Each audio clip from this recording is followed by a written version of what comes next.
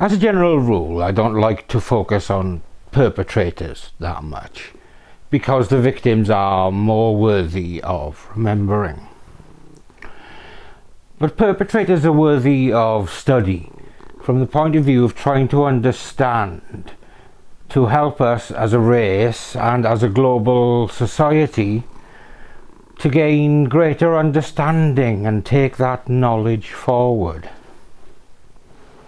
In 1996, one of Australia's worst mass shootings happened at the Port Arthur tourist attraction in Tasmania.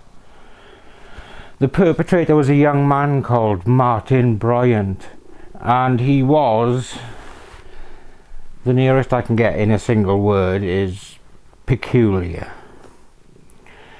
These days he's considered, with hindsight, as sinister, dark, scary. But these descriptions were not really used for Bryant at the time.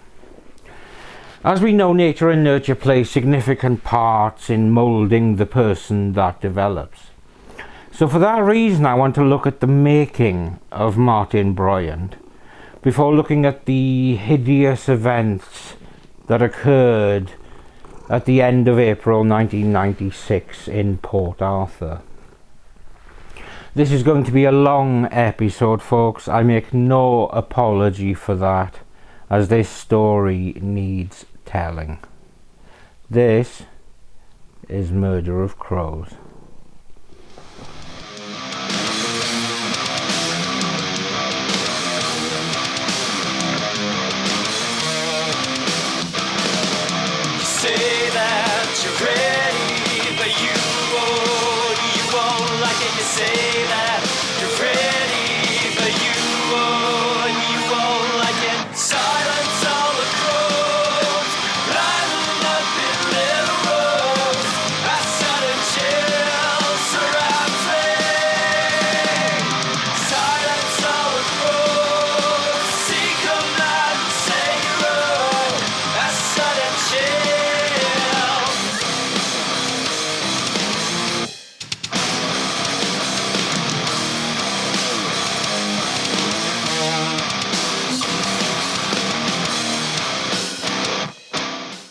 Martin John Bryant was born on the 7th of May 1967 to Carleen and Maurice Bryant. From very early on, he was a difficult child. The family split their time between their usual home in Lena Valley and a beach home in Carnarvon Bay. He would do dangerous and disruptive things like moving a swimmer's snorkel or cutting down the trees of neighbours. He seemed to be either unaware or unbothered by consequences. By the time he was suspended from Newtown Primary School in 1977 at the age of 10, he was considered distant and detached from emotions. And in the assessments carried out following his suspension, it was revealed that he tortured animals. While this is part of the McDonald triad for developing psychopathy, I think Bryant was perhaps more troubling at a younger age. But when he returned to school the following year, showing significantly improved behaviour, it also seemed that Bryant had developed a skill for masking his darker tendencies, although it should be noted that he still teased and bullied younger children.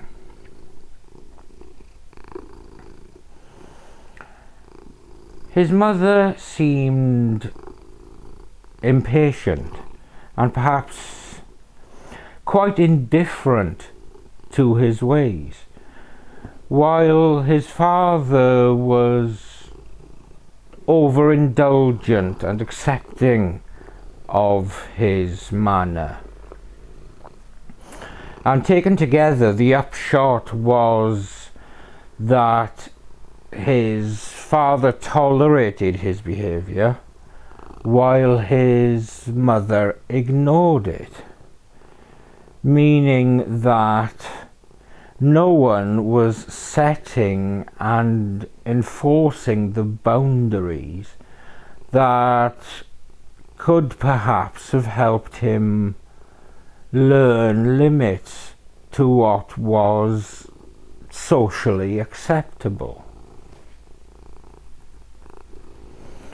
When he moved on to Newtown High School, he was placed in a special education unit where he made little progress academically, and his behaviour continued to be erratic and disruptive.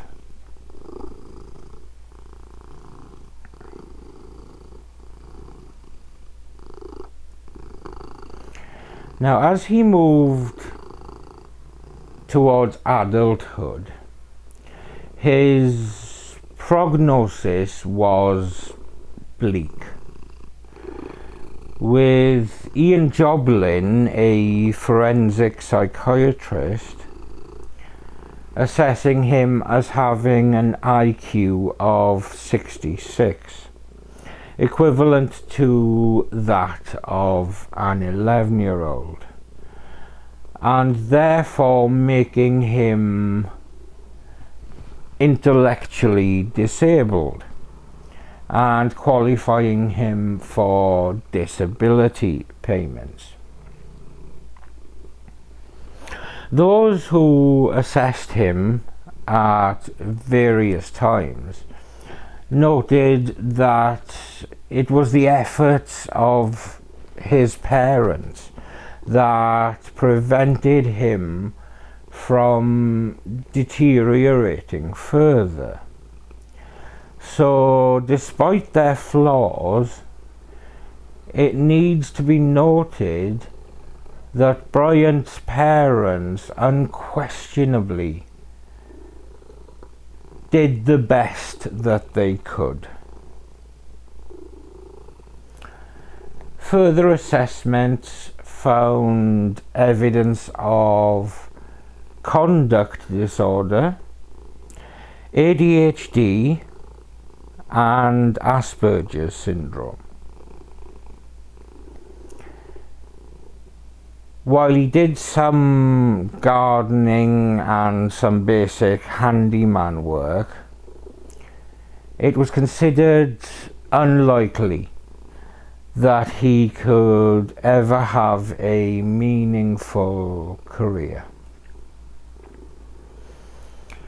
It was the opinion of psychiatrist Ian Sale that perhaps summed Bryant up best as he moved from adolescence to young adulthood, saying, "Though Mr. Bryant was clearly a disturbed and distressed young man, he was not mentally ill." So he was clearly a man with challenging behaviours who had never really been set boundaries during his formative years. He did what he wanted, when he wanted, regardless of any potential consequences. Then when he was 19, he began a very unusual friendship that would shape the next few years of his life.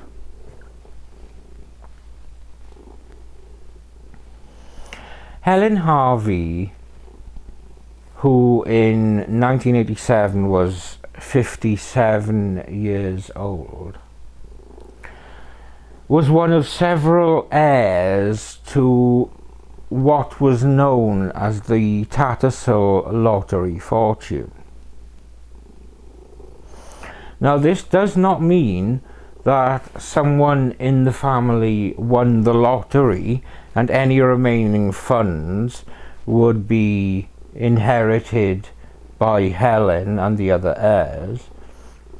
Rather, it meant that Tattersall's was one of the main companies that ran lotteries in Australia.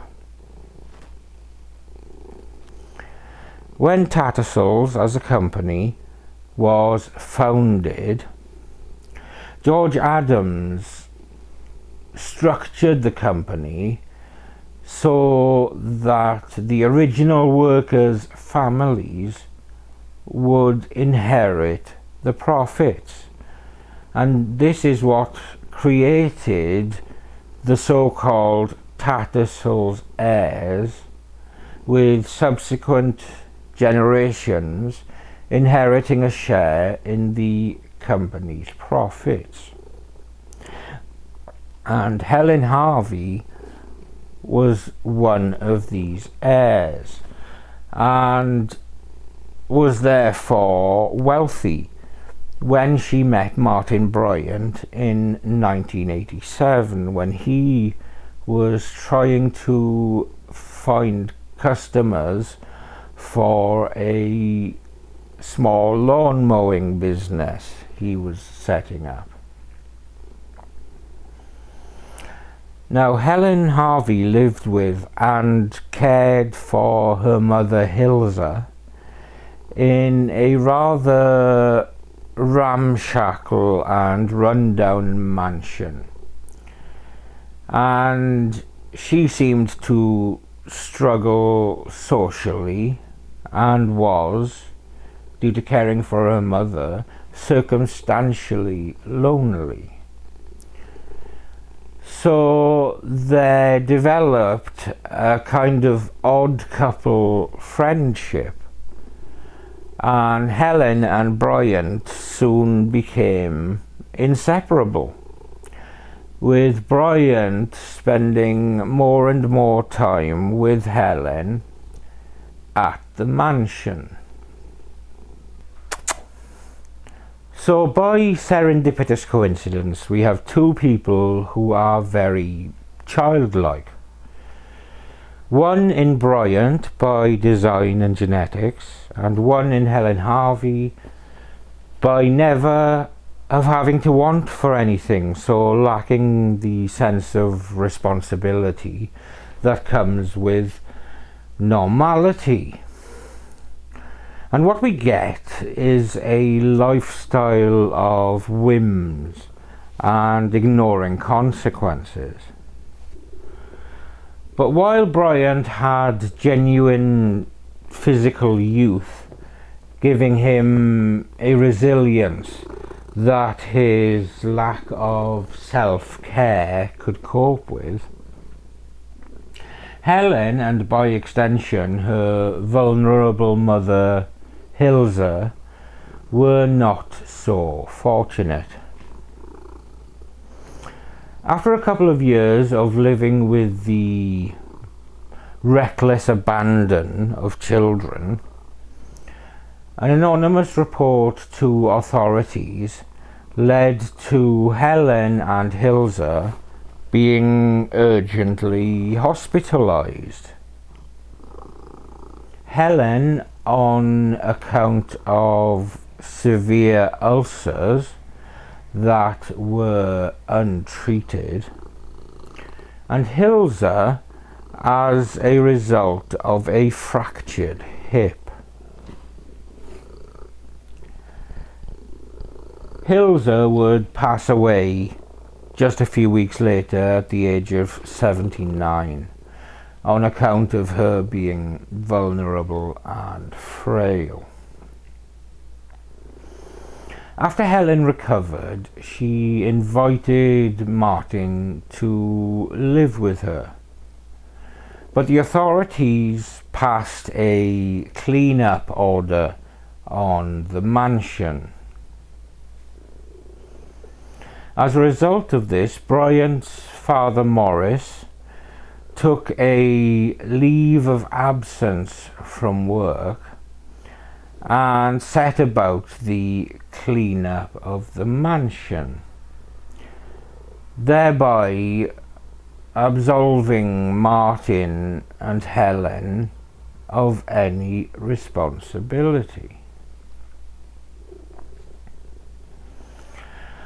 By 1991, after their multitude of dogs and cats were banned from their property for hygiene reasons, the odd couple moved to a farm called Torresville in a township called Copping.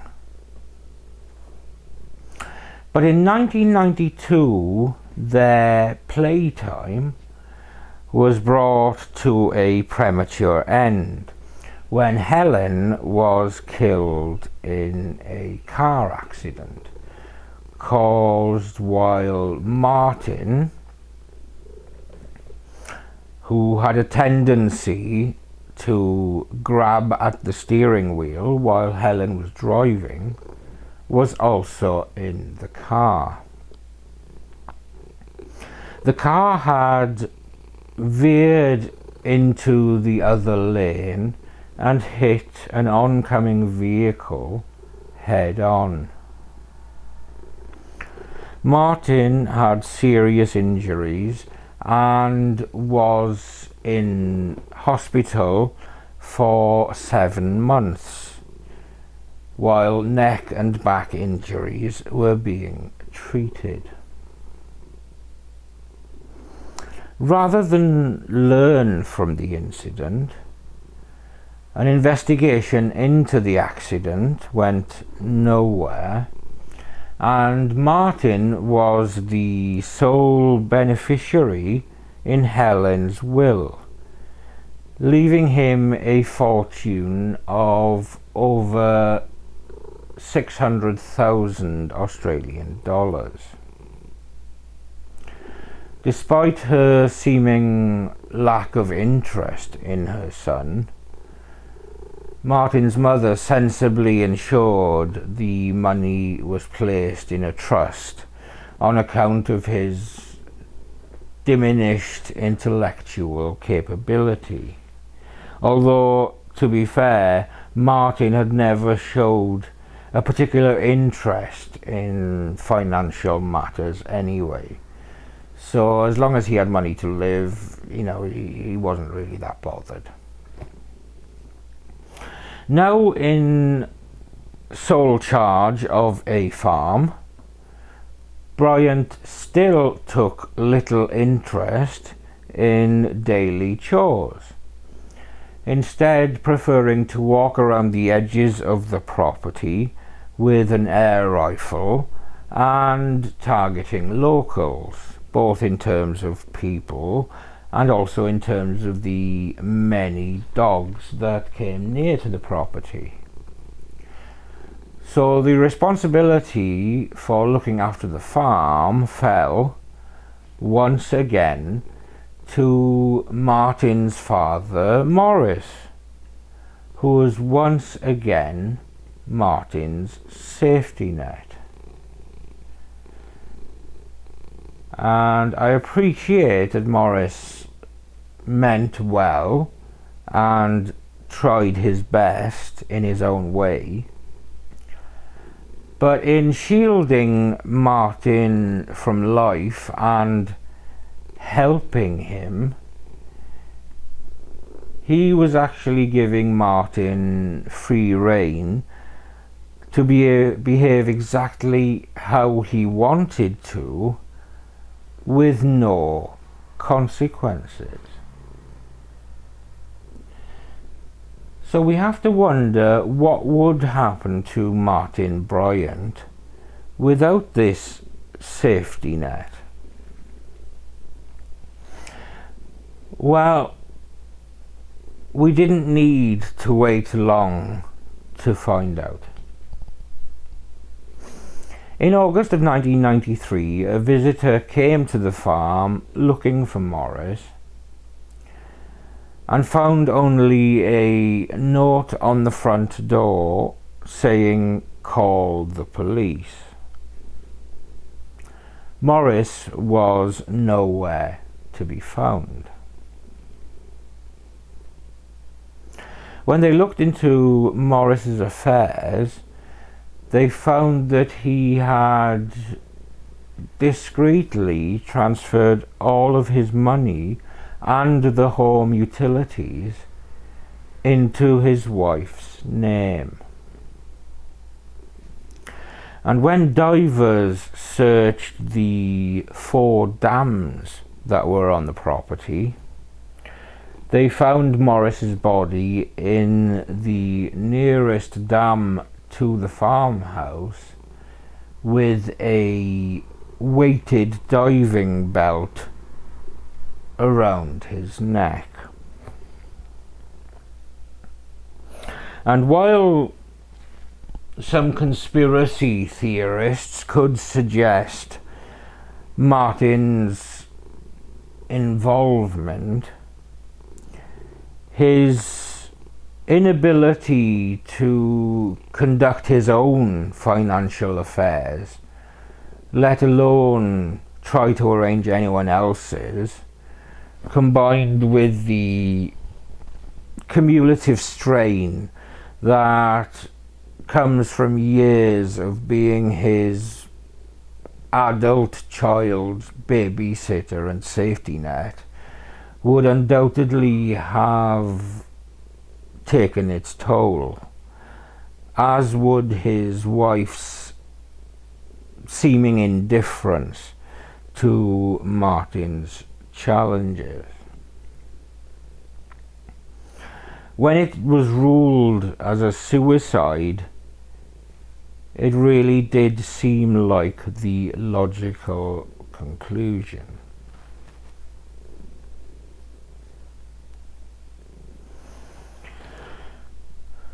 Of course, for Martin, this would have repercussions.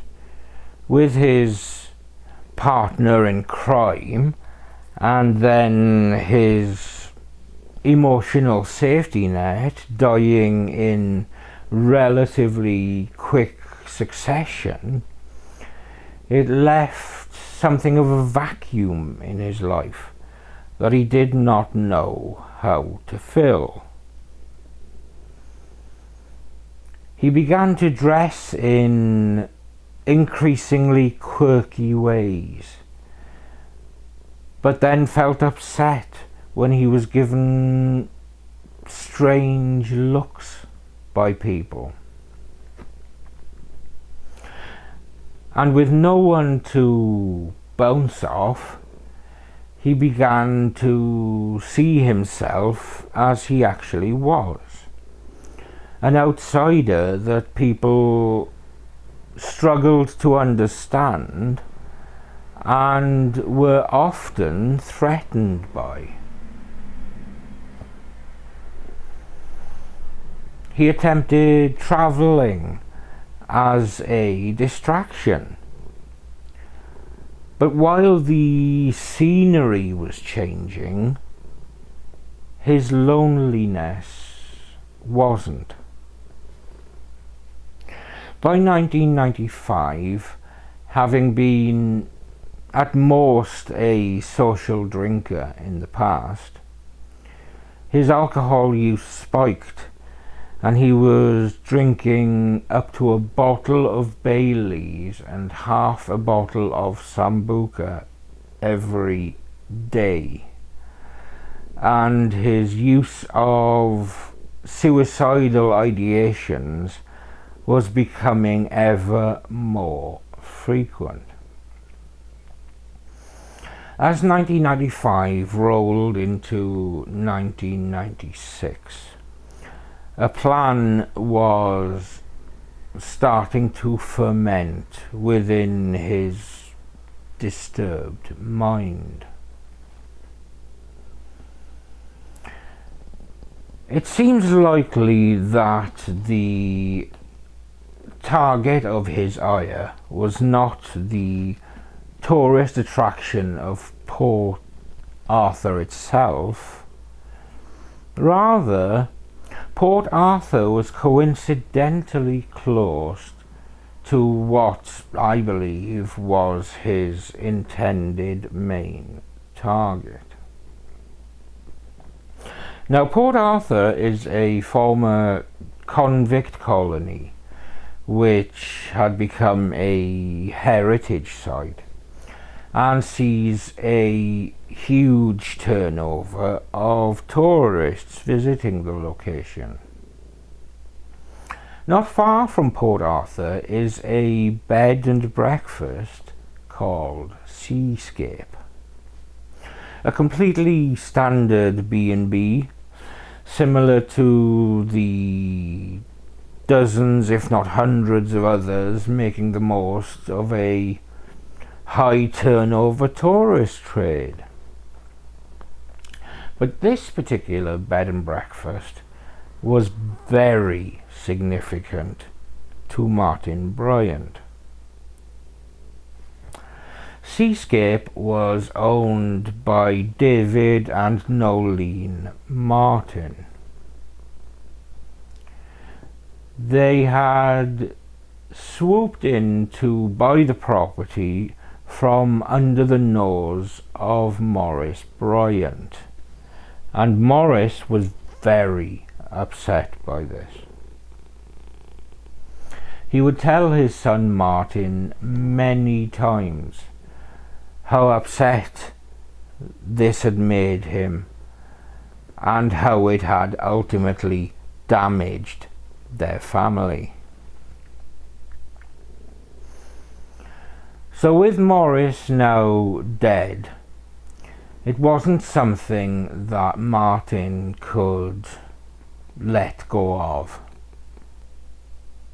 So on the 28th of April 1996, Martin Bryant filled a blue sports bag with weapons including an AR-15, an SLR semi-automatic rifle, a 12-gauge shotgun, plentiful ammunition and a hunting knife, and headed to the Seascape guest house. Precisely when, during the course of the event, the Martins were murdered isn't exactly known, but it is thought that Bryant killed them shortly after arriving at Seascape at 11:30 a.m. He then leaves Seascape to head towards Port Arthur. And strangely, en route, he stops to help two girls having car trouble, and he suggests they meet him at the Broad Arrow Cafe, which is the cafe on the Port Arthur site, later in the day. After getting to Port Arthur at around 12:30 p.m, he heads to the cafe and takes some food to eat out onto the deck area. And after finishing his food, he returns his tray inside the cafe. He then puts his bag on a table and pulls out the AR-15. Over the course of the next 2 minutes, all hell breaks loose. Malaysian tourists Mo Lee, who went by William Eng, and Su Leng Chun are killed first, followed very quickly by 21-year-old Kate Scott.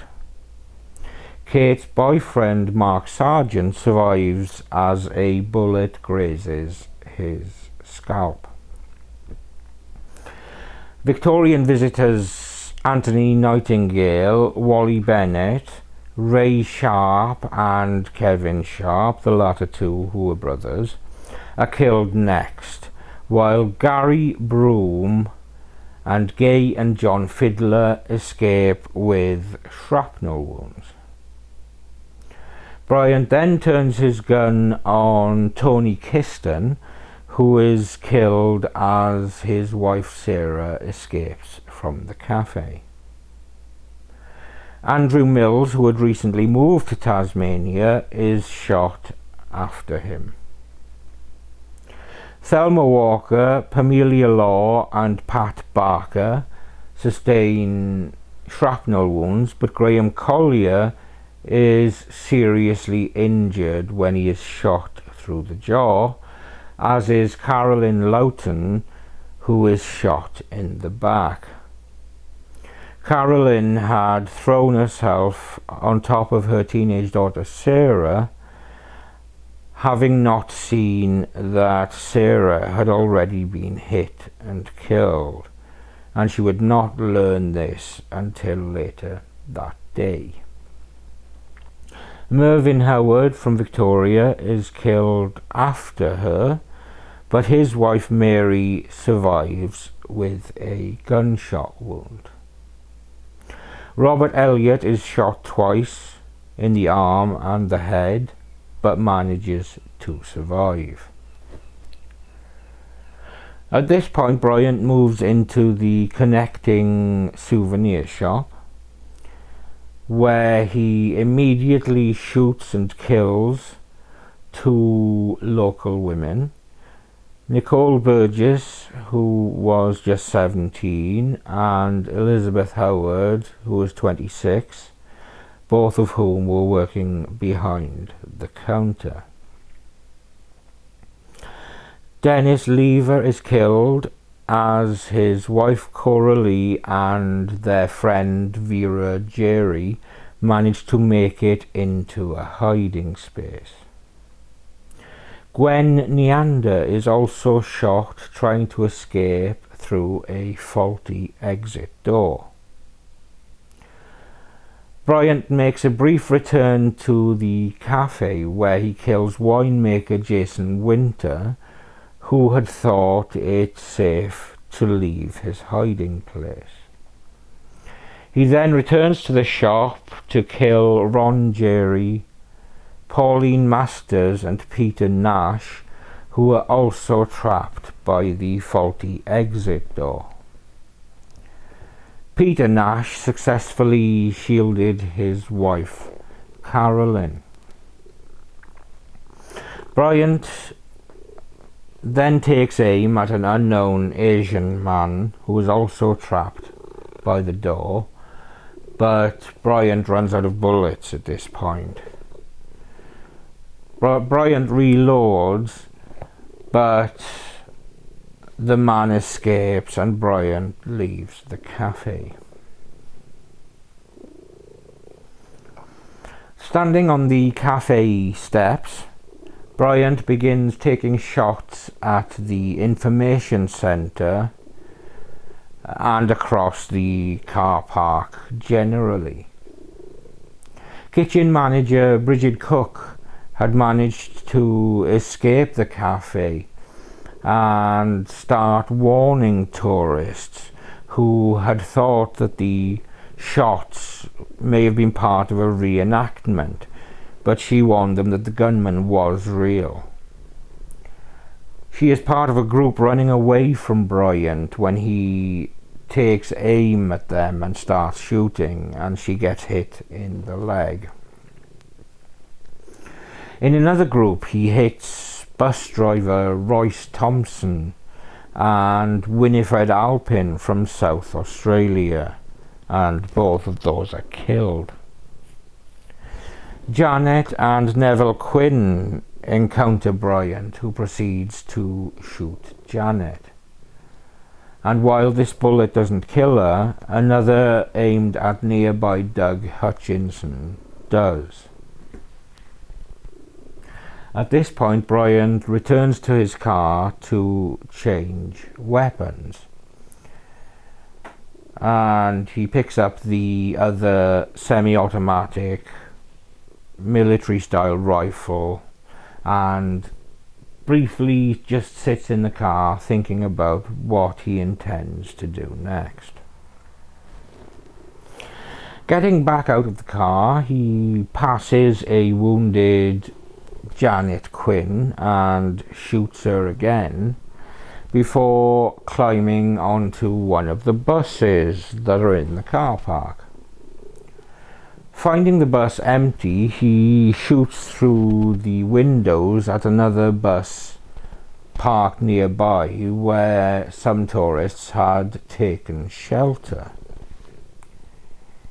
He kills South African Elva Gaylord and wounds Gordon Francis from Adelaide. Hopping off the bus, he finds Janet Quinn's husband, Neville, trying to assist his dying wife.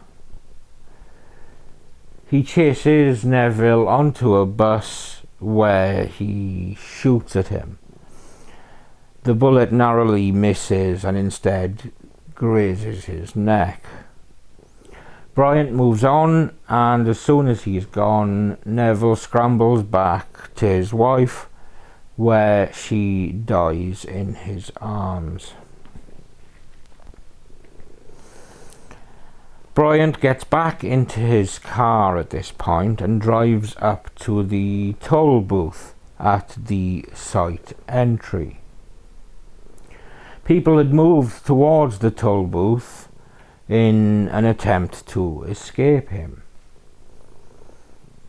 Among those were Nanette Mikach and her two young daughters, Madeline, 3 years old, and Alana, 6 years old, and they are the first that he kills at this location. Nanette together with Madeline, and Alana behind a tree where she had gone to hide. Bryant gets back into his car and continues up to the toll booth, where he encounters Robert Salzman, his wife Helene, and their friends Mary Rose Nixon and Jim Pollard in a BMW. Bryant asks them to leave the car, but the men at this point protest, so Bryant, obviously shoots them all.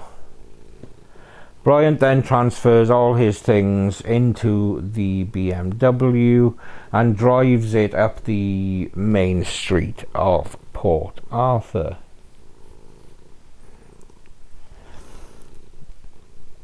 When he reaches the main street of Port Arthur, he almost immediately turns into a service station, where he encounters Zoe Hall and her boyfriend Glenn Pears in their car. He attempts to pull Hall from the passenger seat, but Pears intervenes. Bryant forces Pears to walk to the BMW and makes him lie in the boot, before returning to Hall and killing her. With Pears trapped in the boot, Bryant drives the BMW back towards Seascape.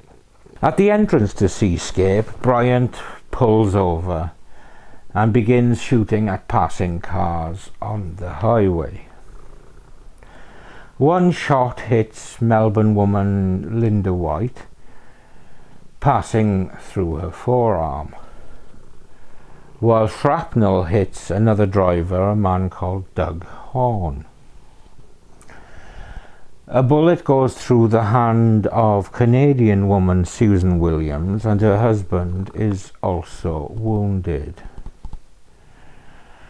Bryant returns to the Seascape cottage and drags hostage Glenn Pears from the car boot and handcuffs him inside the house. He douses the BMW in petrol and sets it alight.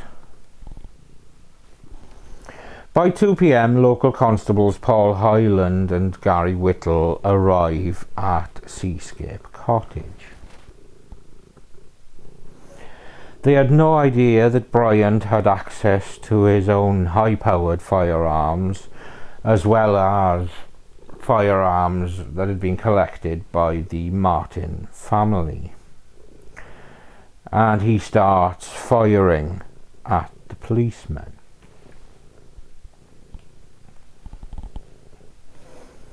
Police arrive at Seascape Cottage and surround it.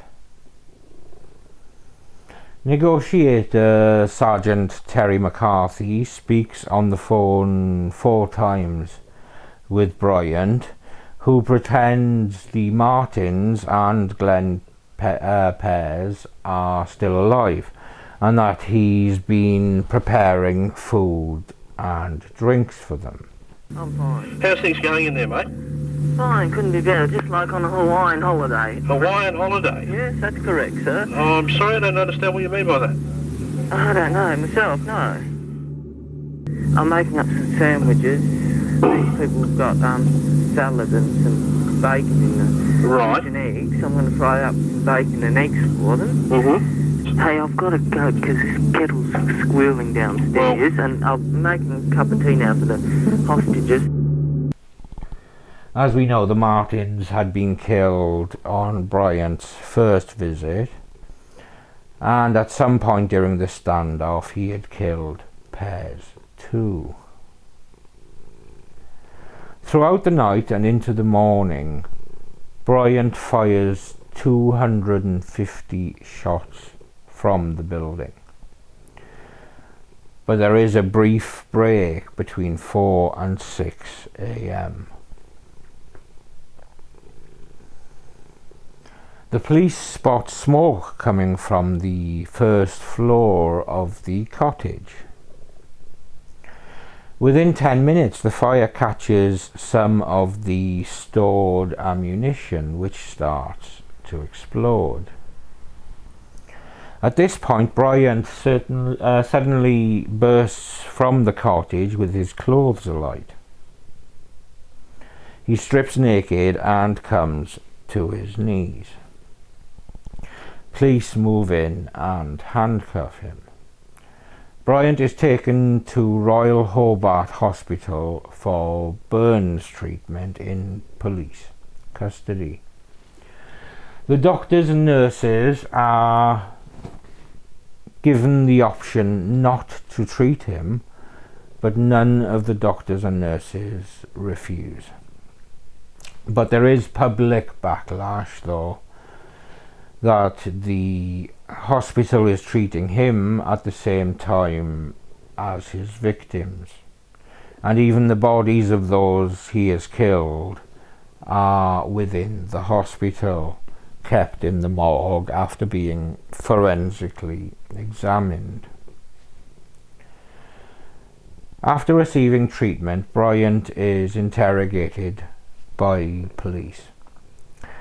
And from the following clips, it can be clearly seen that, as well as being seemingly unaffected by the death and devastation he caused, he is extremely childlike in his presentation and his mannerisms. When you practiced your shooting, where did you hold the gun? On my left. So you're left-handed? I write with this hand. Oh, that's right, sorry, yeah. This is my So if you held a gun, you would pull the trigger with your finger on your left hand? Yeah, that's right. All right. And did you ever practice shooting from the hip? Not even. Nine altogether. Including the people at Seascape, 35. And there's people injured too. Many? Well, Approximately 20. what, seriously or not? I can't explain anything because I don't know anything about keys or But it's not funny, is it? what is. It's what I'm talking about. So why do you laugh? Because it's good to get out of my cell. Think about a person who has killed 35 people. What would be your opinion of that person? That's a wicked, awful, horrendous thing. Someone did. I don't know. And you won't. And they reckon others were injured. There were many injured. There was two little babies killed, shot. There have been many witnesses who have given very graphic description of you being responsible for killing those people. It is sad, isn't it?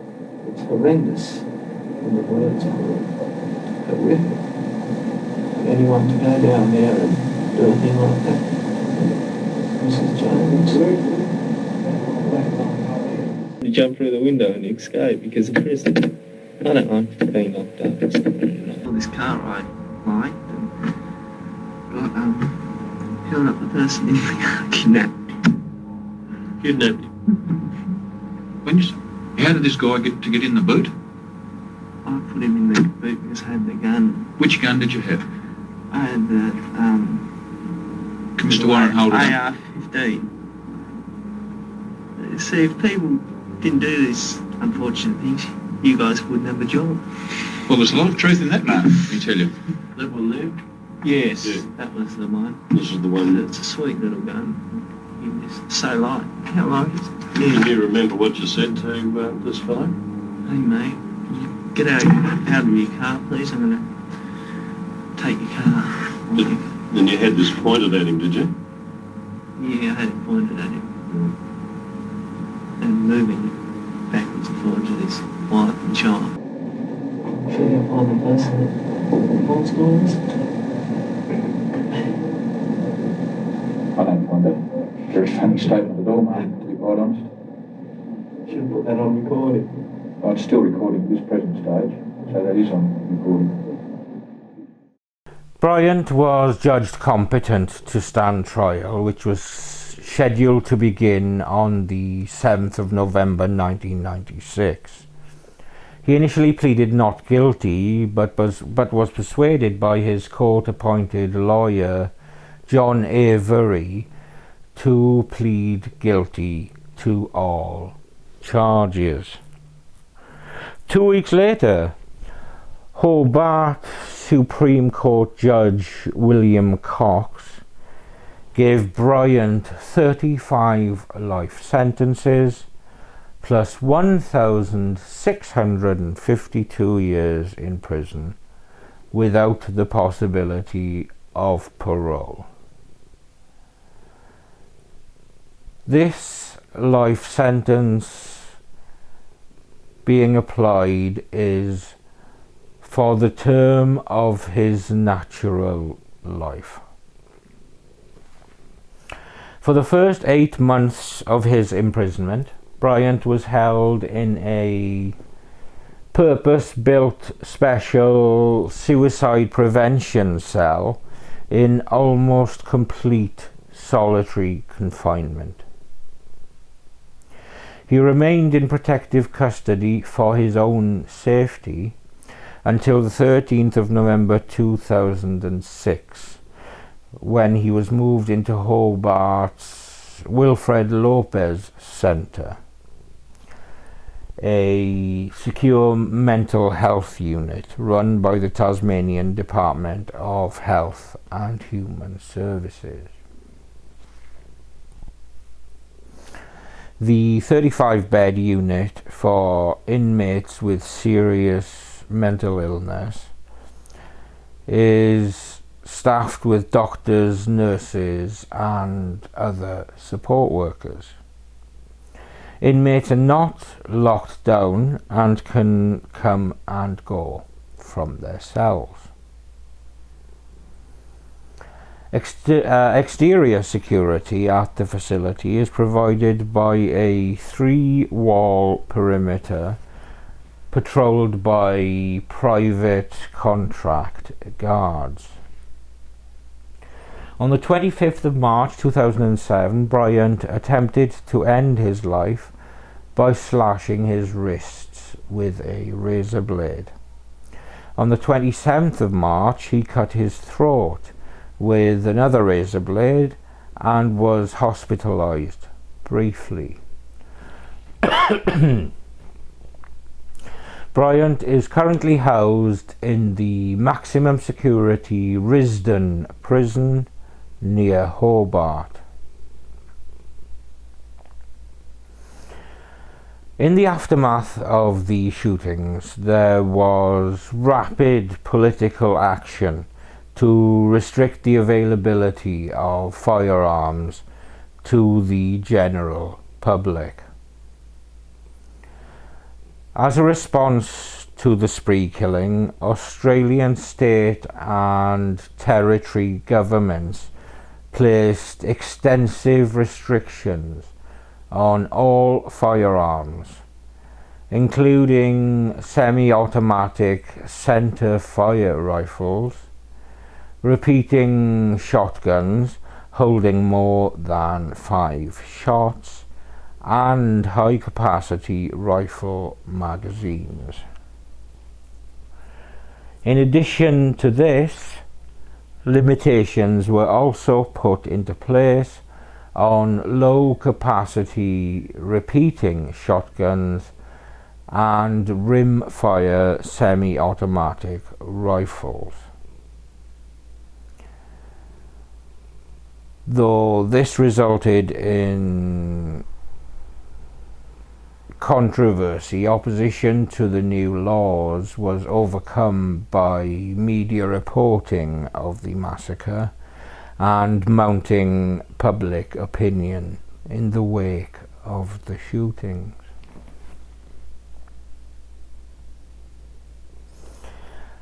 So there we have one of the most infamous and notorious criminal incidents in Australian history. In all, 35 people lost their lives and 23 people were injured. And unfortunately, it would take far too long to discuss all of the victims in detail, though I will list all of those who lost their lives in my dedication, because this video is obviously dedicated to them, and indeed to all of those whose lives were touched directly and indirectly by this horrific tragedy. If you've made it this far through this marathon episode, I thank you for your support. Thank you for watching another episode of Murder of Crows. I'm Steve. This orange creature is Samson, and we will see you when we see you.